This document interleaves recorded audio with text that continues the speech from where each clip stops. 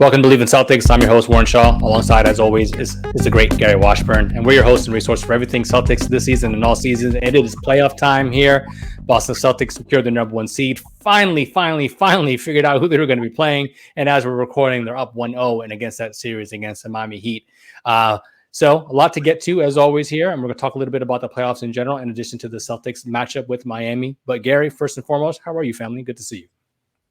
Oh, real good. Everything's good. Obviously, the playoffs are finally here. We're finally started. So, yeah, definitely a fun time for NBA fans. And hopefully, we have a lot to talk about over the next couple of days or a couple of weeks or several weeks now, because it's definitely, a lot of storylines, a lot of teams, a lot of, I wouldn't say it was an exciting first playoff weekend. It's kind of a dud, except for the last game of the night, Oklahoma City, New Orleans. But yeah, definitely a lot to talk about. Yeah, for sure. Right. And I think, that opening weekend, you're hoping everything is going to be close and tight, but there were some games that got away, I think, from the lower seeds. I think this is the first time in years, there was no upsets. All the home teams basically held serve, which is great for the home teams, but maybe not great for the overall intrigue, I think, for the opening weekend. But at least it gives some of those teams with the higher seeding, some respite. It's like, hey, well, we held serve. But as Gary alluded to, a lot to get into. So, but as always, we got to do our plugs. So make sure you follow me at Shaw Sports NBA. Make sure you follow Gary at G Washburn Globe. Make sure you check out all his writings over at the Boston Globe. Give our show a 5-star rating on whatever your podcast platform may be. And if you're watching us on YouTube and all those things, make sure you rate, review, subscribe, give a like, get the comments going, et cetera, et cetera. And make sure you hit up everything over at Bleav Network and Bleav Sports. So as Gary alluded to, and I alluded to as well, too, Celtics up 1-0 here in this series. They ultimately finished that game up by 20, had a lead, I think, as much as 32 points. Got away from them maybe a little bit in the fourth quarter, maybe took their foot off the gas here. The Heat with no Jimmy Butler, and that would primarily be the thought process kind of throughout the course of the series. Leading into it, a lot of quotes about Celtics kind of figured it was going to be Miami all along. But your sentiments from game one specifically there, and what might be the outlook for the rest of the series here now too. And we'll get into some of the more specific things, but more general views from your thoughts here. That game one takeaways, G. Yeah, I was impressed with the way the Celtics started up 14-0. They punched first. They never trailed. Miami kind of mucked the game up, and the Celtics got cold in the last half of the first quarter. I think they scored 17 points in the first 4 minutes of the game and then scored 9 the rest of the quarter. So, they went through their little rut, but they never relinquished the lead. They were up 15 at halftime, although there were some things I wasn't crazy about. The coast-to-coast layup by Jaime Jaquez to end the quarter. Some slippage here, a couple turnovers, not a lot, but just little things. I thought they should have been up by more than 15, but Miami kind of hung around, and you were like, okay, well, is this a sign that the Heat are going to, kind of stay close to the fourth quarter and maybe hit some big shots? But Celtics go on that 25-5 run. Miami looks just completely overwhelmed. The fourth quarter is interesting. People are, the Celtics let their foot off the gas. They missed some shots.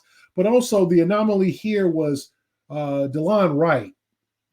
DeLon Wright's career high for threes in a game as an NBA player, and I think he's been in the league 7-8 years now, it's 5, okay?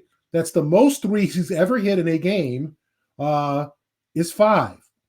He hit 5 in the fourth quarter, okay? So, and he scored 15 of their 35 points. So to say that the Celtics slipped, yes, but that was such a out-of-the-world occurrence in terms of DeLon Wright. I think he's 36% from 3 this year, 37, not known as a three-point shooter. For him to hit 5 for 5, to go Steph on him, I think was kind of fueled that run, right? That probably won't happen again this series in terms of DeLon Wright. But I do think it's a reminder to the Celtics that the Heat aren't going to give up. They're not going to quit. Even though they're down 30, they're going to play hard. They're going to try to make you nervous. So if you're a Celtics fan, you hope that they took a lesson from that. Okay, we slipped up a little bit, let our foot off the gas. A 34-point lead got cut to 16, 15. I think it was 103-88 before Derek White hits that three and kind of settles matters. But I thought overall a good effort. Let them know that you're the better team. They focused on defense. They made adjustments. They stymied Tyler Hero. They basically told Bam Adebayo, okay, Bam, hit those like fadeaway 16-footers. You can have all those all night you want. One, they're not threes. Two, we're not going to foul you. And so we'll respond with three-pointers. And so you see how the math works there. Miami's not a volume three-point shooting team. It looks like Duncan Robinson is not quite 100%. They're not playing him a whole lot of minutes. They played him 12 against Chicago. I think he played 15 the other night. Tyler Hero just looked out of sorts. That Drew Holiday defense got to him, and he had a couple of threes late. But I thought overall, Warren, a good effort, something they can build on. They can get better. It wasn't flawless, but I think, I mean, and honestly, it doesn't mean a whole lot if you lose game two.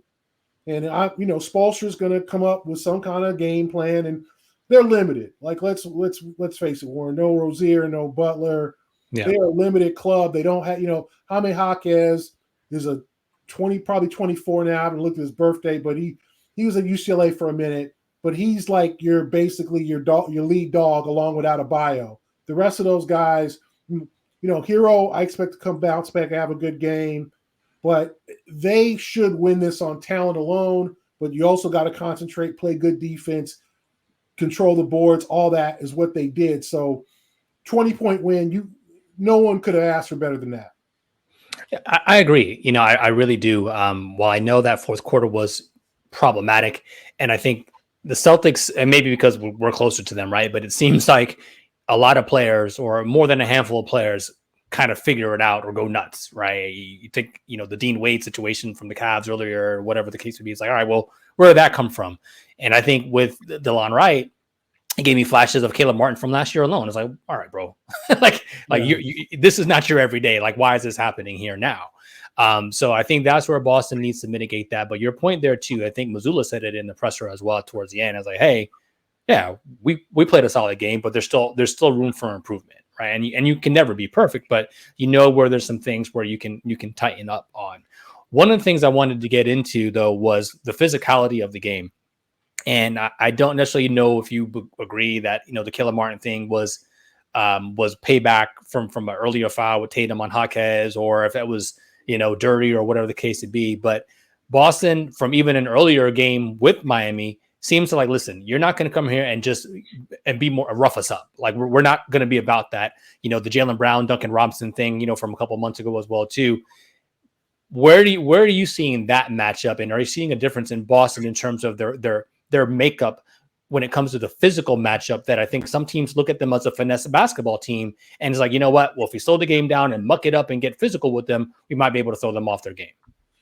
Yeah, I think that's definitely something they're aware of, that Miami is going to get physical. And I think they've been told, which is very accurate, that Miami is going to try to play more physical, push you around, get you upset, get you arguing with the officials, get you going back and forth. And that's how they're going to make the game close and make the game tight. We all know and understand with Miami's limited offensive prowess that they're not going to score 130 points unless they're just, shooting smoking hot, right? They're going to score 110, 108. They want to make this game 108, 101. They want to make this game 104, 96. They do not want the Celtics to score in the 120s, 130s. They don't have a chance there. So you've got to be more physical. You got to push them around. I don't know. I just kind of remembered the Tatum foul on Jaquez, and I guess, Jaquez confronted him, and Jason said, "You crying? What you crying about it?" Like, I never known Jason to be a trash talker on the floor, but that was an interesting exchange. I did not know what the hell Martin was doing there. He just kind of, and apparently they keep saying, I haven't looked at the super closely. He got pushed by Holiday, but he kind of ran into Tatum midair. Like that was a an odd play. That's all I'm going to say about that.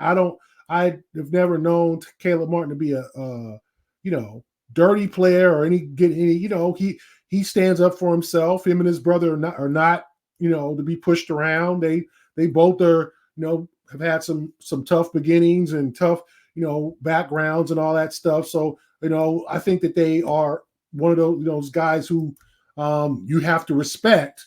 But I've never known Caleb, especially to be a dirty player. I think he's a tough player. He's a tough defender. I don't know what the hell he was doing on that play. Do I think he was told by Spoelstra to rough Tatum up? No. Do I think he just said, okay, I'm going to lay a little hat here? Probably so, yes. I think it was on him. I do think he was pushed. And I don't think he meant to, like, flatten him like that either. Right. The Celtics were lucky. That could have been a tailbone injury, a back injury, and I'm sure Jason's sore today. I know he said he's feeling fine, but I'm sure he woke up today like, ooh, boy, okay. But I think the Celtics were fortunate, but the Celtics got to play physical brand of basketball. This is the series. Miami's going to take a chunk out of you. Like, this is what this series is about. Miami is going to leave you with scars. They're going to leave a mark.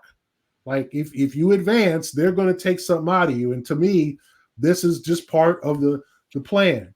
And you can either get distracted by it and say, okay, revenge in game 2, or you can just say, you know what? That was game 1. We got 4 more to play, 3 more to play in this series.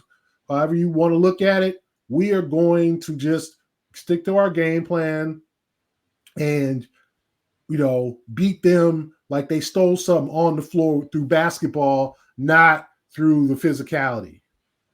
Gary, I agree so much. And I think that's why it's so important for them to not only just know and invoke what is a talent advantage, I think, at this stage of the series, but also listen from their standpoint to not get into the mental mind games. I will always remember, the finals and how Draymond controlled, that next game just by being physical and basically getting in some of their heads. Jaylen Brown, I think specifically, has been like, listen, if nothing else on the court, you are not going to rough us up. You're not going to punk us. And I think that is such a huge step for this team, this roster. Joe, in typical Joe fashion, is, hey, I love that stuff. I think the way he said it made it seem a little weird, but I mean, he's just saying, listen, hey, our guys are responding, and this is what playoff basketball is about. But it's so important to understand that and win and get out of this series early, because you don't want to be 6-7 games with this type of play. Even if you get out of it, like, that is just too long to be enduring this when you're trying to make a long finals run. And it's almost exactly what you said. They're trying to take a chunk out of you regardless. They want you to feel them 2 series down the line, and then ultimately throw you off that path. I think that's such an excellent point. One of the things I want to run into here now too is just in terms of game 1, we know playoff rotations get short, but were you surprised to see it this short? With Al, Sam, and Peyton coming off the bench, did you expect them to go? I know Cornette wasn't available, but did you expect it to maybe go a little bit deeper, or this is what we should expect for this series and maybe even to come? I think this is what we should expect, but I also think that there might be times that O'Shea Brissett gets some minutes. Our man Xavier Tillman gets some minutes. I think we'll see. I think Joe was just trying to figure things out. And I think by the end of the third quarter, everything had worked out. You're up 34. No one was playing heavy minutes. The question was, well, should you have? I think he was waiting for Spoelstra to throw in the towel, but Spoelstra never did. He kept the starters in. And that's the thing that Joe's got to probably determine. Okay, why should I have had Tatum in the game up 16 with 1:30 left? Or should I have pulled him with 3 minutes left and just trust that your guys are not going to blow this lead? Because obviously if you even blow the lead or 1 possession game, he's going to hear about it. But I understand him keeping his guys in. But I also think that you're going to have to trust some of those other guys, the Brissetts and the Tillmans. Who knows? Neemias Queta might get a shot. Figure that out. But it's going to be 8 or 9. I don't think it's going to be 10 or 11. Right. And we'll see how long Cornette's out and whether that impacts things. But this is a team that's relied on its depth, and the bench has fared well. And I thought Pritchard had his definite moments in game one. So did Sam Hauser hitting those 4 threes because Miami made a choice. We're going to have to leave somebody open. It's going to be Hauser. We don't trust you yet. And he made them pay. Now, will their coverages be different on him? I would presume it would be. Or it could be a Caleb Martin situation from last series. We're going to see if you can do this again. This is what we're just going to do. We're going to have to live with this because we want you shooting it over Derek White, you shooting it over Jason Tatum or Jaylen Brown. And the good news for Celtic faithful, the Celtics were not great offensively. Jason Tatum went 1 for 8 from the 3-point line. Like Jaylen Brown had 17 points. Like Jaylen Brown didn't go for 40. Jason went for 40. Like they could have been better offensively. They could have scored more points. They could have shot a higher percentage. Jason had a bunch of open looks from 3. He was just not on. So if you're looking at a positive, the Celtics did not play their A game. They played their B game, I would say, B plus maybe. If you blend in a stifling defense, the emphasis, the attention to detail, Warren I was impressed with. Like, don't let Hero run around la with his floaters. Like you've seen him way more than a lot of us being down there in South Florida. And that guy, when he's not efficient, but when he gets going, he can hurt you. Yeah, that's Tyler Hero. Like, I was hearing some podcasts and things about his long-term future, whether he is that guy, he is that long-term answer at 2 guard. And obviously they were going to move him for Dame if Portland was no Interessante from Portland, so that didn't work out. But is he the long-term answer at 2 guard because he's inconsistent? But you don't want him getting on. You don't want him knocking down 3 or 4 threes. You don't need Duncan Robinson coming in the game knocking 3 or 4 threes down. So I was impressed with the attention to detail, shutting them down defensively, stymieing them, and letting Bam. Okay, Bam. Yep. Go ahead. Take them. Yeah. Yep. Okay. Jaquez, let's see if you can, spin and turn. And those are 2s. That's fine because Miami needs to hit a bunch of 3s to win games unless the Celtics go 4 for 40, right? And that wasn't the case. They hit 22. I think 22 for 49. So they were 44%, 45% from 3. That's going to win you a lot of games. But, Warren, I think I agree with you. You want to get out of this series as soon as you can. Don't go back to Miami 1-1 and you got to hear dun, dun, dun, dun, dun. And they all hyped up. They're going to be hyped up anyway down if it's 0-2. You just want to get these guys up out of here. Yeah. Like you don't want to go to the 15th round with this contender. You don't want to lose this in a split decision. You want to get them out the ring, right? I thought that was a good first step for game 1. Yeah. Final thing here on, the Heat series, just in general, and then we'll jump over to coming to some of the other playoff action. Just your thoughts. So we know what lip service is. We've been around this game long enough to understand what people are telling us and the things that they know they need to say, but just your sense of it. I mean, this is strictly Gary's opinion. Your sense of how much is last year still in their head? Is it still in their head and understanding? So is this in any semblance a revenge series? Obviously, Porzingis and Holiday weren't here for all of that, right? So, but how much of that is in the minds of even Mazzulla as a coach, right? Going down 0-3 and, almost getting completely embarrassed before it going to 7 games. I don't think it's as personal as probably the fans want it to be or make it. I think if you make it too personal, Warren, you end up losing the focus. Like you got to focus on the opponent, on this year's team. There's been plenty of teams that have played each other in the playoffs every year, 5 straight years.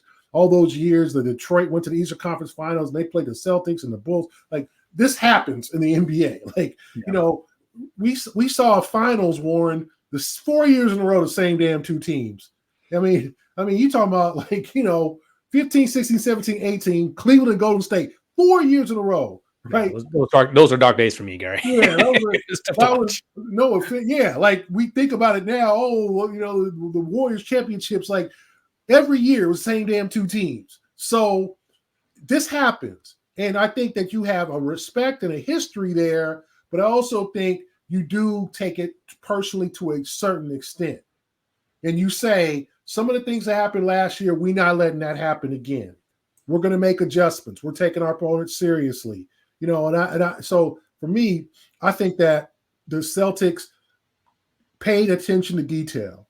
Mm-hmm. Joe Mazzulla learned his lesson from, one, don't lose game one at home. Two, pounce on them. And three, just rebound. Don't let them get extra. This is a more limited team. Remember, there's no Gabe Vincent with the Lakers, no Max Strus with the Cavaliers. Okay, even their mid-season acquisitions, Patty Mills out of the rotation, right? Mm-hmm. Thomas Robinson is supposed to be the backup center. He doesn't play. Yeah, Thomas Robinson. Yeah, sorry, Thomas. Yeah. I remember T. Rob though. He had a couple coffee. Yeah. Shout out to T. Rob. He was a warrior in his time in the NBA. Thomas Bryant, a guy who was supposed to be their backup five, out of the rotation. So this is a limited club.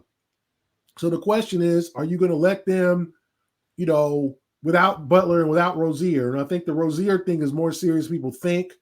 I don't think he'll play in this series. Maybe come back for game 3 or 4. 4 or 5. Who knows? He's traveling with the team. So, this is a team that you got to pounce on. And I think they've learned, Warren, they're not going to give up. And they should have learned that last year. For real. So some lessons probably that crept up that said, okay, yeah, we know, we understand. But I do think it's personal for this team. But I also think it's not too personal. Yeah, personal, but still keeping it professional. Business never personal, right? Shout out to EPMD. Yeah. So let's go ahead, before I wrap up here and run through the rest of the playoffs, if you will. So as we alluded to in the beginning, all the home teams held serve. Obviously, the Celtics are in the bracket, if you will, with the Cleveland Cavaliers and the Orlando Magic. Some controversy about Cleveland trying to line themselves up with Orlando to play them in the first round, but would obviously set themselves up for a second round matchup, with Boston. Your thoughts? Quick thoughts on that series. I know all these things are 1-0 here right now, but did you have the Cavs winning this series going into this before the playoffs started? Yeah, I thought the Magic would play play better in game 1. I was a little disappointed with the margin of victory. It just kind of, it was 97-83, ugly game. Yeah, not one of your prettiest, more artistic NBA playoff games.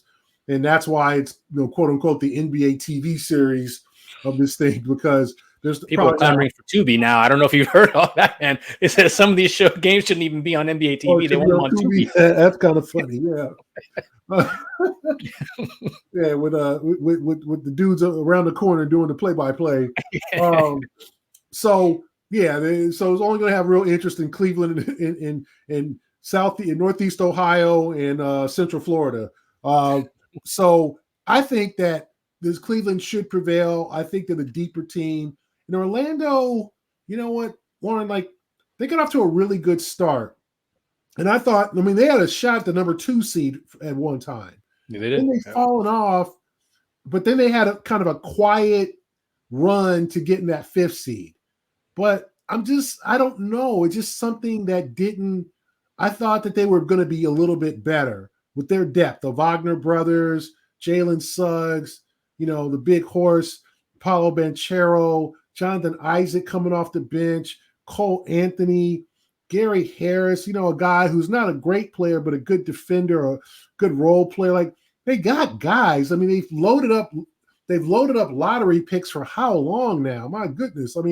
They've just been putting picks together, and I thought that they would be more competitive in game 1. We'll see what happens. I'm sure Jamal Mosley will make some adjustments for game 2, but I see Cleveland winning that series. But I think it'll go 6. Yeah, I had Cleveland into it too. Again, I know it feels like we're cheating because we're obviously in the middle of these, or the beginning parts of these series anyway. But I did have Cleveland for the experience factor. I know they felt some type of way against getting bounced by the Knicks last year, and felt like, hey, maybe we can pick on a young team that hasn't been here before and has some offensive struggles for all the reasons you just alluded to. So I got the Cavs, getting through that series, and obviously Boston getting to them, in the next round. But we won't get too far ahead of ourselves. Knicks, Sixers, Embiid. Not quite sure what's going on with his health in general. I know he finished the game. Has looked great when he's been out there. But to me, concerning that the Sixers weren't able to get that W with Jalen Brunson not having his best game, I think from an efficiency standpoint. Josh Hart continuing to do Josh Hart things, man. Like that is somebody I really wish Boston could have investigated, last year in terms of acquiring at his size. What he's doing on the rebounding side is just, it really is. It's inspiring, at least for me. Yeah, Your thoughts on that? Yeah, Villanova guys. I mean, yeah, true. Brunson and Hart, like Villanova guys make in DiVincenzo, they make good pros. Like even going back to Kyle Lowry, I mean, Villanova guys make quality. Sadiq Bey, like they make quality NBA guys. Jay Wright really knows what he's doing there. Got stuff going.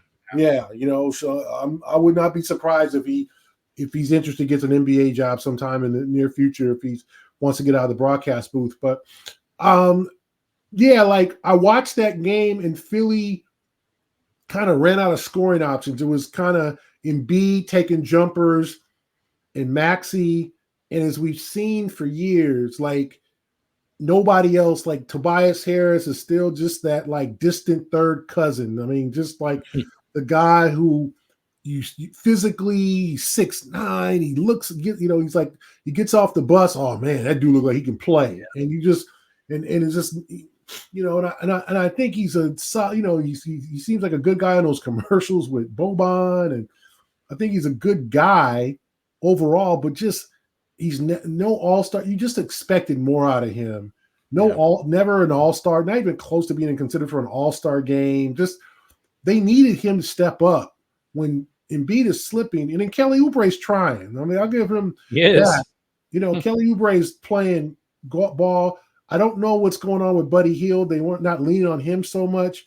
I thought they had the depth, but then when Josh Hart is just hitting like open three, like when he's hitting 3-4 threes in the final 4 minutes, it's that's gonna hurt you. And I just think he stepped up. Brunson made a couple of plays. Mitchell Robinson got that put back, and then I think he hit 2 free throws after he got fouled. Although he's a poor free throw shooter, he stepped up. They just play hard. So yeah, you're right, Warren. That was the game that you wanted to steal if you're Philadelphia. We'll see what happens in game 2. And that'll be an interesting series. 2 teams that do not like each other, 2 cities that do not like each other, that have history throughout. I don't care what sport it is. New York and Philly don't like each other. NFL, MLB, NHL, they do not like each other. MLS, they don't like each other. So Villanova and St. John's, we can go all we can dig deep. Columbia and Penn, let's do that. So to me, it's a situation where the Sixers, I don't think they can go home behind 0-2, but I think they have the talent to win a game. I mean, to make this a series and take this to 6 or 7. But I thought that was a game to steal. But Josh Hart wouldn't let him lose, and he's one of those winning players, man. Like he's never going to make an all-star team. He made the Team USA, the team that lost a couple last year or whatever.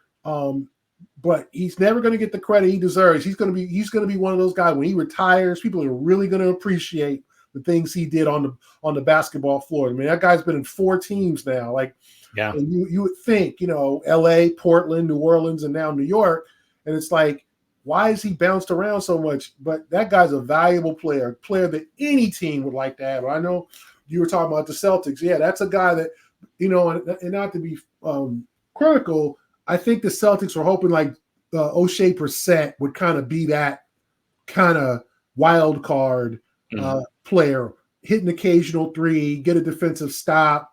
And unfortunately for him, it hasn't worked out. He's offensively just didn't have a good year. Maybe he can step up in the playoffs. But I think maybe the Celtics said, hey, maybe Brissett could come in and play that Josh Hart role. But obviously there's only one Josh Hart at this point. Well, if I think for if you're an aspiring NBA player, that's somebody you're trying to find a way to stick. That's a way you can definitely stick in this league, man. He has a lot of value. So your predictions on this series, you said it would go 6 or 7, but who you got coming out of it? I got the Knicks. I just think they're strong. I think Philly is just not quite. Now we don't know. Maxey will play game 2. He got an illness. And I just don't trust the other guy. I trust Oubre. I think he has bounced back and has earned himself a check coming up next summer this summer. But I just don't trust Tobias Harris. I don't know what they're doing with Hield.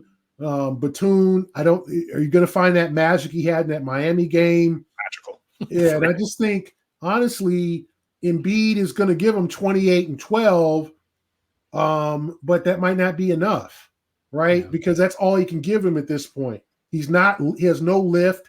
He's not going to turn around and dunk. He's not going to just create a bunch of space. Like, he's going to take jumpers and he's going to try to get to the free throw line. That's where his comfort zone is right now, with the knee probably not being as strong. I think it's probably healthy. I just don't think he has the strength in it. And I'll be honest with you, I had the Sixers when they were in the play-in game. I was like, if they get out of this, they're going to beat New York. But that's before I saw Embiid not at his best, and understanding that he's still very much hobbled in this. And I think the Tobias Harris disappearing acts were somewhat used to that to some degree, but I thought Embiid healthy would have been enough, but I'm no longer convinced of that. And I still think it'll be a long series, but same thing. We won't get to the West today, but we'll do one more here. Obviously, you're still in the Eastern Conference, Pacers and Bucks. So even with the Giannis injury, I thought Milwaukee was going to have something to prove based on some of the regular season success that the Pacers had against them. Interesting first game one from Dame Lillard, 35 in the first half and then 0 in the second, but they still get past, with no Giannis on that. Halliburton doesn't appear to be fully healthy. Siakam looks like the only guy who's had playoff experience before, in that first game. I thought this was going to be a 7-game series. I'm maybe not as sure now, but I think Indiana's going to bounce back, especially with Rick Carlisle, and he does make adjustments. He's kind of the anti-Doc Rivers, I guess, when it comes to the playoffs. Some adjustments will be made, but I still got the Bucks taking this series, despite Giannis not being there. Your thoughts on that one real quick? Yeah, I was disappointed in Indiana's performance. I just thought, here comes Milwaukee. They're shorthanded. And here's Milwaukee, Indiana without Benedict Mathurin, but still pretty much healthy. Halliburton, Siakam, Neesmith, all those guys. And they just laid an egg. And they, kind of half-heartedly came back in the second half. But I got Milwaukee in 6 now. I mean, I thought it was a Vogue upset pick, right? Oh, Indiana's hot. They beat them 4 times in the regular season. There's a rivalry there, Milwaukee's. But I think Doc's smart enough to know how to prepare for an opponent. He's not going to let them lose in the first round. And I think Dame is and I think he's just better as a number 1 guy. And I think he's trying to compromise, but I thought he was in his element in that game. Just give me the ball. Let me take these 30-footers. They're not – you got, Nimhard on me? Oh, no. That's not going to work out. That's going to be bad for you. And he was hitting those jumpers. Portis getting hot. Chris Middleton doing his thing.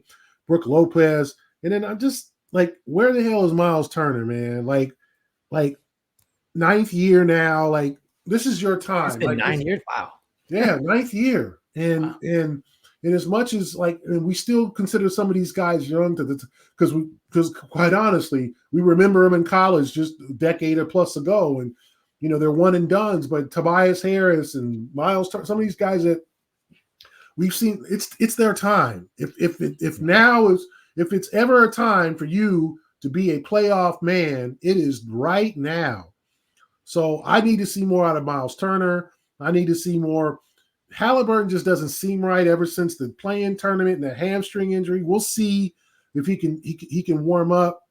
And then their whole thing is McConnell, the poor guy. It's like they're letting him shoot threes, and he's not a three. He's like, what am I supposed to do here? And he's trying. He's a mid-range little. He's a pesky guy, but he's not a three-point shooter. In Milwaukee, and this is where the playoffs go. Milwaukee's going to say, hey, we're going to make you do something you don't want to do. And he didn't want to shoot those threes. So I was disappointed in Indiana. I think you're right. They can bounce back. And I think it's critical for them to win game 2. Then you take it back to Indiana. Everything's, that's going to be a real home court advantage for the Pacers. But I wasn't real convinced or impressed with their outlook and their performance and their mentality in game 1. Yeah, they got it, and they gotta press with while Giannis is out of this series. Like you have no better time than now. All right, so we know we got to run here, but real quick, any upsets in the Western Conference that you would predict? I actually had the Clippers losing to the Mavs. I think the Mavs can still win that series. You know, the Kawhi stuff is dubious, although the Mavs looked pretty poor in that first game, but I'm going to stick with that one. I still think Dallas can upset Clippers. I mean, it's a 4-5, so not really much of an upset. And I still think, and I didn't have the Suns over the Wolves. I don't think anyone's picking the Lakers over the Nuggets, and I don't think anyone's taking the Pels over the Thunder. But of those two series, Mavs, Clippers, Wolves, Suns, do you see any upsets in that from the lower seed? No, I mean, something's wrong in Phoenix. I just think in Minnesota, I think that they figured some things out. So I definitely think that they'll take control of that series. I was disappointed again with Dallas's effort. I think they can come back. We will see what happens with Kawhi. I think Dallas can still win that series in 6 or 7, but it's going to be a long series. And Ty Lue's a master coach. Yeah, he is. And he puts guys in positions to succeed. And even though they don't have Kawhi, you know what? They can still win. Well said. Well said. Well, we'll see what happens there in the Western Conference, but obviously Boston is focused here. What's happening in the East and their first round opponent, the Miami Heat, first and foremost. So that'll do it here for this week's edition of Bleav in Celtics. As always, again, make sure you follow us. Follow my guy, G Washburn Globe. Follow me at Shaw Sports NBA, man. And we'll catch you all next week, man. Exciting times. And maybe I'll see G Money over at the Cassia Center. I live down here. I don't know what it's called anymore, but I might go down there for Cassia Center. Yeah, we'll see you over there. That's what's up. Catch y'all next week, y'all. Peace out.